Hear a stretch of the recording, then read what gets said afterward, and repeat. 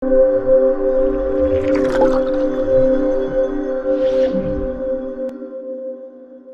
soulager les populations déplacées des villages du Nord Sindian, Caritas Sénégal, Union régionale Santé Yalla, la plateforme des femmes pour la paix en Casamance et CRS ont octroyé ces populations 10 tonnes de riz, 160 paquets de savon et 160 bidons d'huile de 5 litres. Un geste symbolique pour marquer leur soutien à ces populations. On a donc travaillé en synergie entre Santé Yalla, CRS, la plateforme des femmes et Caritas, pour déjà faire le recensement, pour avoir des données qui allaient vraiment nous permettre de pouvoir évaluer déjà la situation sur place et en fonction de ça, pouvoir planifier cette action. L'appui est d'un montant total de 5 millions qui a pu réunir donc 10 tonnes de riz, 160 grosses de savon, 160 bouteilles d'huile de 5 litres.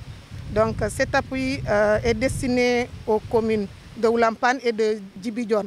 Donc l'appui a été fait en fonction de nos propres moyens, raison pour laquelle nous savons que c'est très peu, mais nos souhaits, c'est que ça puisse vraiment alléger les difficultés de ces populations bénéficiaires. Nous lançons un appel à toutes les parties prenantes, déjà premièrement l'État du Sénégal, également les organismes internationaux et les bienfaiteurs. D'autant plus que, comme je le disais tantôt, c'est un devoir pour tout individu de venir en aide à son prochain qui se trouve dans des difficultés. Destiné à la commune d'Oulampan, qui s'est réunie dans le village de Djalankin, hommes, femmes, autorités administratives et religieuses de cette commune ont remercié infiniment leurs bienfaiteurs et se disent prêtes à ouvrir leurs portes à toute bonne volonté. J'ai un sentiment de satisfaction et de fierté à l'égard des organismes qui sont venus marquer leur soutien à l'égard des personnes déplacées. Depuis le déclenchement des opérations de sécurisation de l'armée sénégalaise dans le Nord Sindian, nous avons fait un travail de recensement.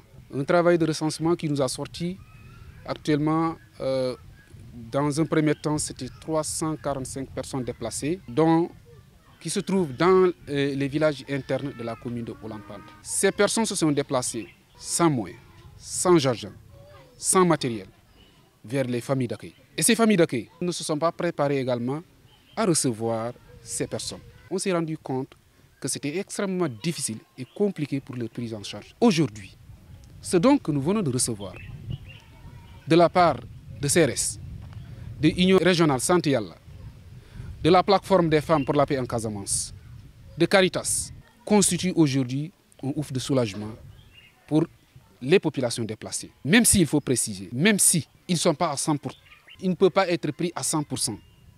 Mais aujourd'hui, au moins, je dis bien, 20%, voire 30% de leurs problèmes, surtout liés à la restauration, sont pris en charge. Les ruines de la guerre sont toujours visibles dans cette partie de la Casamance où les populations n'ont que leur physique. Ils sont dépourvus de minimum vital et ne souhaitent qu'une seule chose, voir les deux belligérants s'asseoir autour d'une même table pour trouver une solution à cette crise.